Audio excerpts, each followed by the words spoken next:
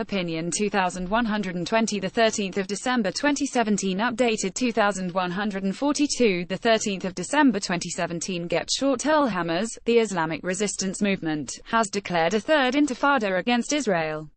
Professor Meir Litvak, an Israeli specialist on Hamas and director of the Alliance Center for Iranian Studies at Tel Aviv University, has shared his views with Radio Sputnik on the possibility of riots and stressed the viability of a two-state solution.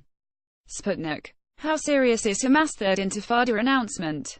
The announcement by itself is not serious because Hamas is calling for such Intifada rebellion for the past few years and not much has happened. What matters is the feeling in the streets where the level of anger and frustration will be such that there will be an Intifada. Hamas has found itself in trouble in the past 2 to 3 years economically. It is under the Israeli pressure and even worse additional pressure. It has suffered also under sanctions from the Palestinian Authority. So Hamas wants the way out of its political predicament, which is why it was looking for some reconciliation with the Palestinian Authority. Hamas is also under pressure from the more radical Salafist, jihadist organizations in Gaza that want to start a new fighting against Israel.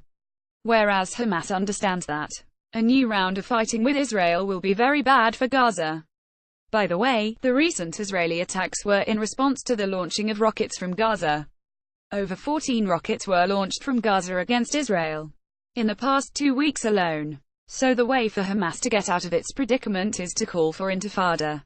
What is important is not so much what Hamas calls for, but whether or not the feelings among the Palestinians in the West Bank and inside Israel, and whether or not the level of anger and frustration is such that they will indeed go to the streets and carry out major demonstrations or riots. And this we have to wait and see. Read more. Hamas announces beginning of third Intifada against U.S. decision on Jerusalem. Sputnik. We have not seen that much violence so far. There have been incidents, of course. How difficult would it be to contain the chaos, should there be an uprising or more violence? We have to remember that now the Palestinian Authority controls various cities in the West Bank.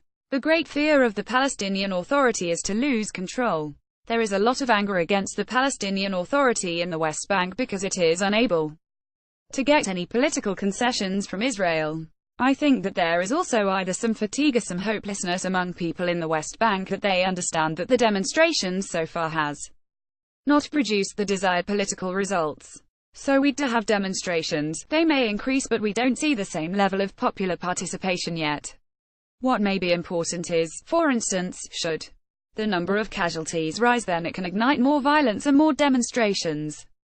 But if the Israeli forces will continue to carry out more of the same policy than the public lingering demonstrations for probably a long time but in a contained manner, again, how long, we have no idea. I mean, now you see outbursts of, some stabbing attacks that we also witnessed last week when 2 Israelis were assassinated last week. Some were seriously injured by attacks by individual terrorist people again who are very angry, very frustrated and go and stab Israelis. Copyright app photo Sebastian Schreiner. Israeli police officers hold the suspect at the scene of a stabbing attack in Jerusalem, Sunday, December 10, 2017. Sputnik. Why did it take so much time for Hamas to make this declaration? Again, because Hamas is in a bind. Hamas is afraid of escalation to an all-out conflict with Israel, because then the price Gaza and Hamas may pay will be high. So they are afraid of full escalation. On the other hand, they have to do something. And they also, I think, will wait to see how the public reacts. And then, the calls for Intifada, in my view, is the solution for them. Thus they show that they are trying to mobilize the people. They can outmaneuver the Palestinian Authority by showing that they are more active against the Israelis. They may try to divert the attention or anger of the people in Gaza, over the very bad economic situation in Gaza, against the Israelis. And I think that they will weigh their options for a while before they came out in the calls of Intifada. And, again, they will wait to see what will happen on the ground and then they will join the process or jump on the bandwagon, as we say in English, and try to control the process. Read more. IDF say intercepted rocket fired by Palestinian militants from Gaza Strip. Sputnik. Is a two-state solution an actual option for Israel? Would Netanyahu actually ever commit to it? Considering his recent policies, I think the two-state solution is essential for the Israelis and the Palestinians. I think this is the only viable and serious solution for both sides. I agree that right now the Israeli government is not interested in the two-state solution. Israeli Prime Minister Benjamin Netanyahu is against it, and he has a very radical coalition that is against it. I think, however, Netanyahu understands and should understand that one-state solution is very bad for Israel and for the Palestinians. So I hope that eventually he will reach the right conclusion, or if he would be forced to do this under, let's say, foreign pressure or international circumstances. By the way, the Palestinian side is not ready for the kind of certain concessions necessary for viable two-state solution.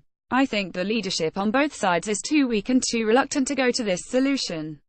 But if we want to reach a real solution, a realistic solution to the conflict, not necessarily perfect peace and harmony, but the solution that people can live with, the two-state solution is the only viable option.